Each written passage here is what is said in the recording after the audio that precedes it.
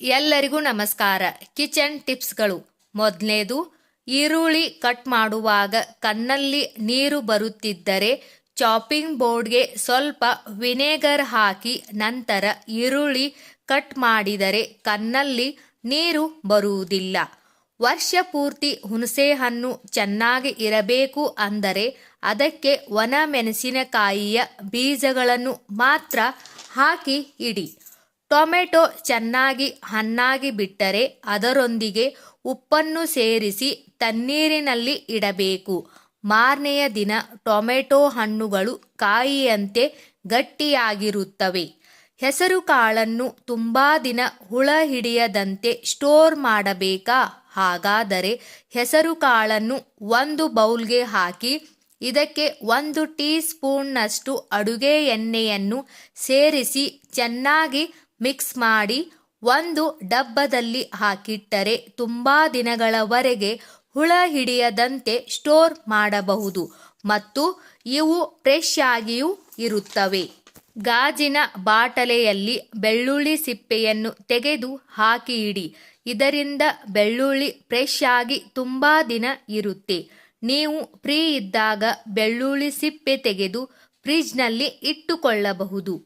ಬೆಳ್ಳುಳ್ಳಿ ಸಿಪ್ಪೆಯನ್ನು ಒಂದು ಜಾಳಿಗೆ ಥರ ಇರುವ ಬ್ಯಾಗಿಗೆ ಹಾಕಿ ಅದಕ್ಕೆ 2 ಲವಂಗ 2 ಕರ್ಪೂರ ಹಾಕಿ ಅದನ್ನು ಗಟ್ಟಿಯಾಗಿ ಕಟ್ಟಿ ಅದನ್ನು ಜಿರಳೆ ಹಲ್ಲಿ ಬರುವ ಜಾಗಕ್ಕೆ ನೇತು ಹಾಕಿ. ಇದರಿಂದ ಜಿರಳೆಗಳು ಹಲ್ಲಿಗಳು ಬರುವುದಿಲ್ಲ. ದೋಸೆ ಮಾಡುವಾಗ ಮೊದಲು ತವಕ್ಕೆ ನೀರು ಹಚ್ಚಿ ಹಿಟ್ಟನ್ನು ಹರಡಿದರೆ ದೋಸೆಗಳು ತೆಳ್ಳಗೆ ಆಗುತ್ತವೆ. ನಂತರ ಎಣ್ಣೆ ಅಥವಾ ತುಪ್ಪನ್ನು ಹಾಕಿ ಬೇಯಿಸಿದರೆ ದೋಸೆಯು ತೆಳ್ಳಗೆ ಗರಿಗರಿಯಾಗಿ ಇರುತ್ತದೆ.